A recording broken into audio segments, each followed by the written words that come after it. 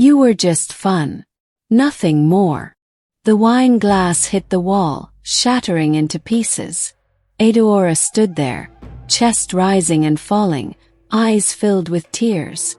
She pointed a shaking finger at him. "Ikenna, you can't do this to me," she whispered. He smirked. "I just did." She stepped closer. "But you told me you loved me." Kenna chuckled. "Love?" He shook his head, amused. "Edaora, you were just a good time. Distraction. Did you actually think I was serious?" Her fists clenched. "I gave you everything. I was there for you. We're just another girl," he cut in, voice cold. "Like the rest." She froze. "Now carry your things and go," he said, voice flat. "I'm done here." Edaora wiped her tears, breathing heavily.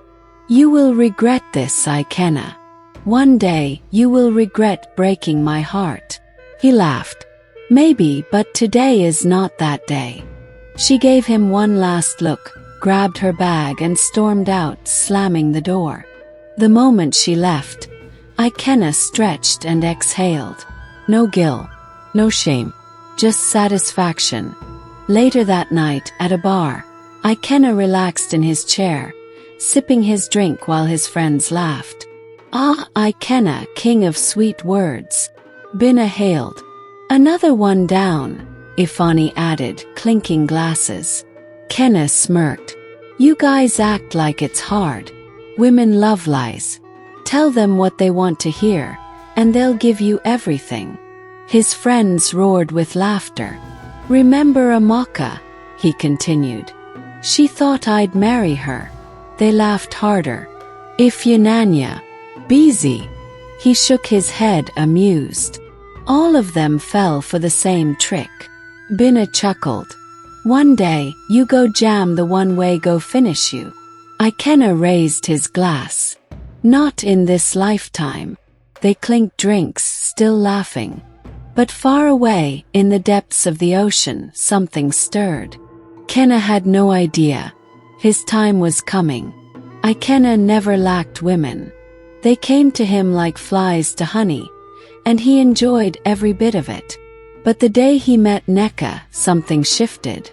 That morning, he was at his shop in the market, arranging goods, when a soft, almost musical voice called out, "Good morning." He turned, and his breath caught.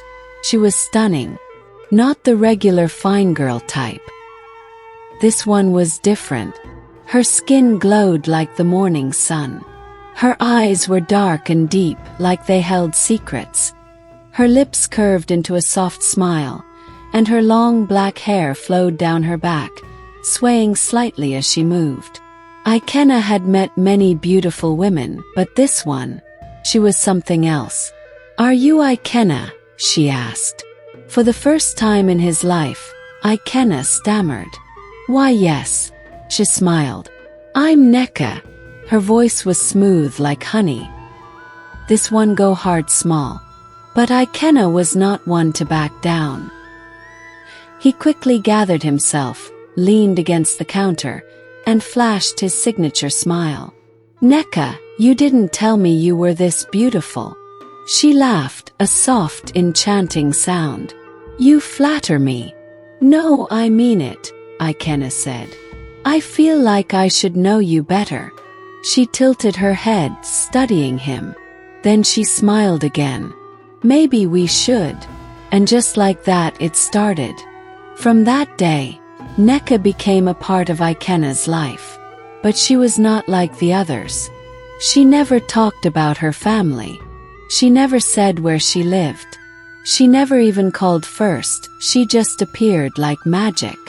One minute she wasn't there. The next, she would be standing in front of his shop, smiling like she had been waiting all along. Ikenna didn't care. In fact, he liked it. She was mysterious, different, exciting. And he was falling hard. For the first time, he wasn't the one playing the game. He was the one trapped. His friends noticed. One evening, as they sat outside a beer parlor, Obinna pulled him aside. Ikenna, this girl is not normal. Ikenna frowned. What do you mean? Think about it. Where does she stay? What does she do for a living? She just appears and disappears. Are you not worried? Ikenna laughed. Obinna, you worry too much. Maybe she's just private. Binna sighed. Okay, I just hope you know what you're doing. But Ikenna wasn't listening. He was too deep in love. As the months passed, Nneka gave Ikenna everything. Her time, her love, her body, her soul. She trusted him completely. And in return, Ikenna did what he always did. He got bored. One evening, as they sat in his apartment, Nneka looked at him and asked, "Where is this going?" Ikenna frowned. Where is what going? Our relationship. Ikenna exhaled, stretching his arms lazily. Nneka, must everything go somewhere? She blinked. You said you loved me. Ikenna smirked. And you believed me. Nneka's face changed. Ikenna, you promised me a future. Ikenna chuckled, shaking his head. Nneka, a beg. All these emotional talks don't work on me. He leaned forward, his eyes cold. You mean nothing to me. Silence filled the room. For a long moment, Nneka just stared at him, as if trying to process what she had just heard. Then, without a word, she stood up and walked towards the door. Ikenna rolled his eyes. Oh, please. Don't start crying now. Still, Nneka said nothing. She reached for the door handle but paused. Slowly, she turned back to face him. Her eyes, once warm and soft, were now dark. Very dark. Almost empty. Ikenna, she said quietly. You played the wrong one. Before he could respond, she opened the door and stepped out. As soon as she was gone, the air in the room shifted. Ikenna suddenly felt cold. A strange feeling settled in his chest, but he ignored it. A beg, he muttered, shaking his head. One down, more to go. But what he didn't know was that Nneka was not human, and she was not done with him. Nneka walked through the dark, empty streets like a ghost. Her bare feet made no sound. Her long hair, once full of life, clung to her damp skin. The air around her was heavy, thick with something unseen. She was going home, but not the kind of home people could see. Not the kind built with bricks and wood. She was returning to where she truly belonged, beneath the waters. When she reached the riverbank, she did not hesitate. The water was calm, still, reflecting the moon's pale glow. But Nneka did not stop to admire the view. She stepped forward, 1 foot, then another. The river swallowed her silently, like it had been waiting for her return. As the water closed over her head, she did not struggle. She belonged here, and the deep was calling her home.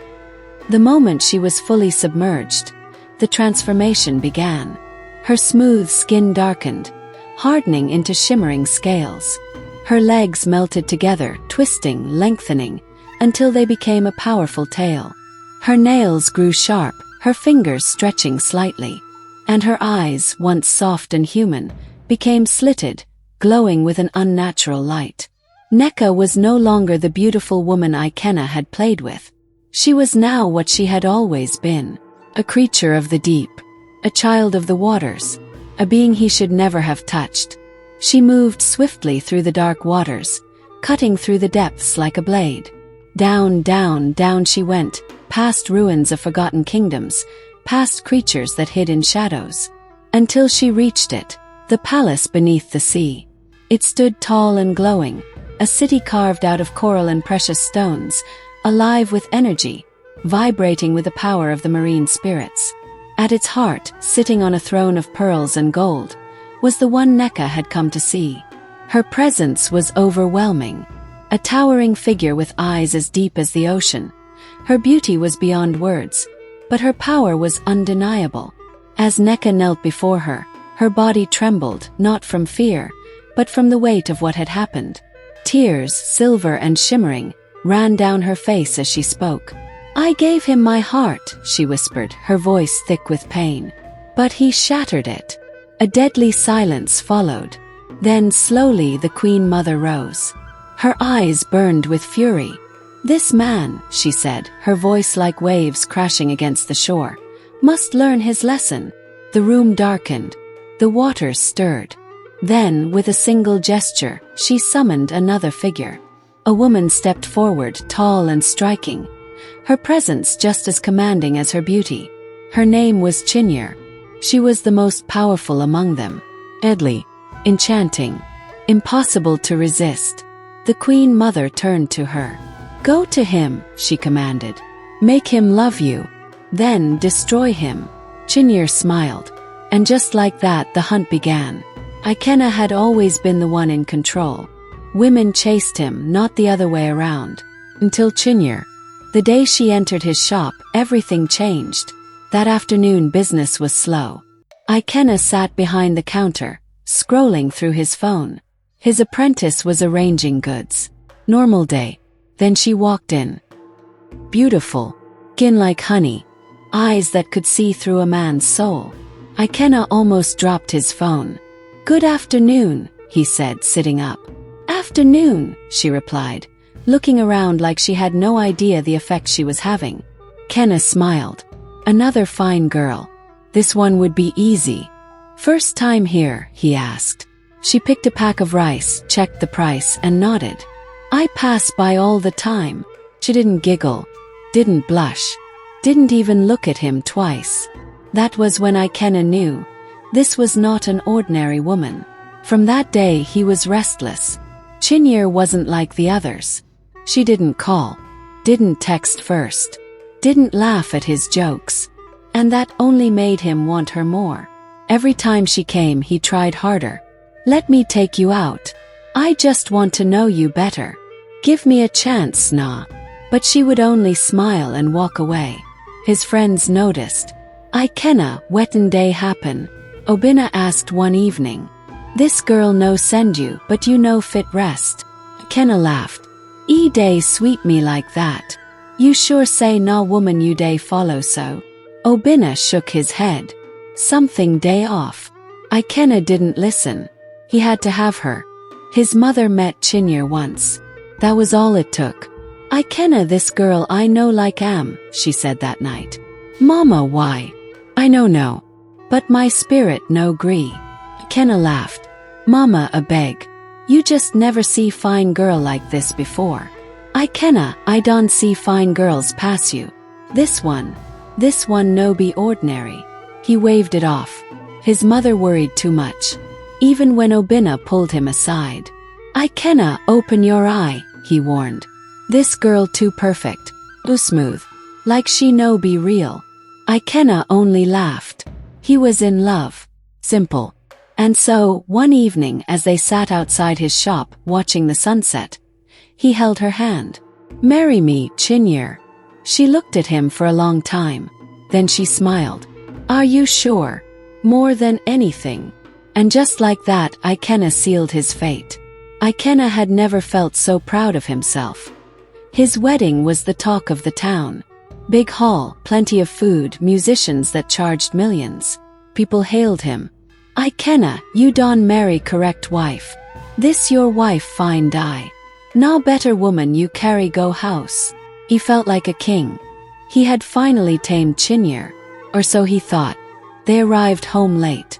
The wedding stress had drained him, but excitement still ran through his veins. As he shut the door, he turned to Chinyere, smiling. "Finally my wife," he said, pulling her close. She didn't respond. She just stood there, staring. A strange silence filled the room. "Chinyere, are you okay?" he asked, laughing nervously. She stepped back, tilting her head.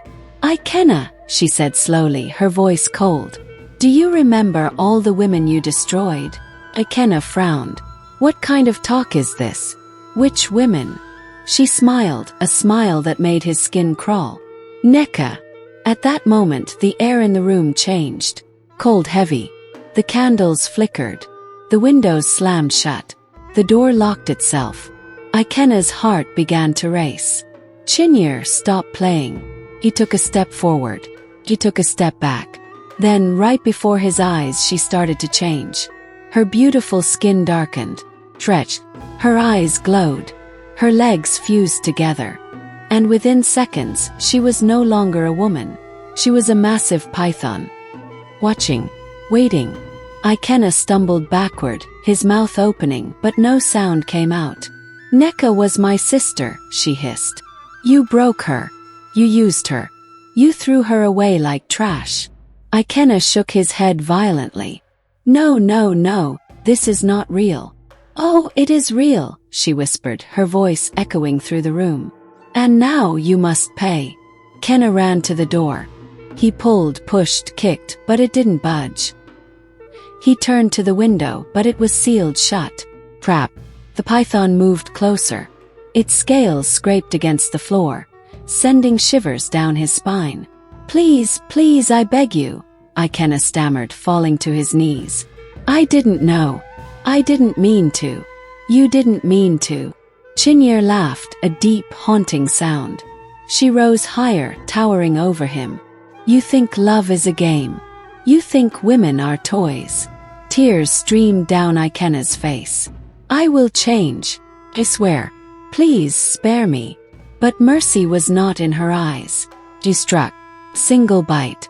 Kenna screamed. His body convulsed. A sharp pain spread through his veins, like fire burning from the inside. His vision blurred. His breath shortened. As darkness swallowed him, the last thing he heard was Chinyere's voice. Tell the others. The next day, the town woke up to strange news. Ikenna was found dead in his home. His body lifeless. No wounds. No struggle. Just gone. Some said it was a heart attack.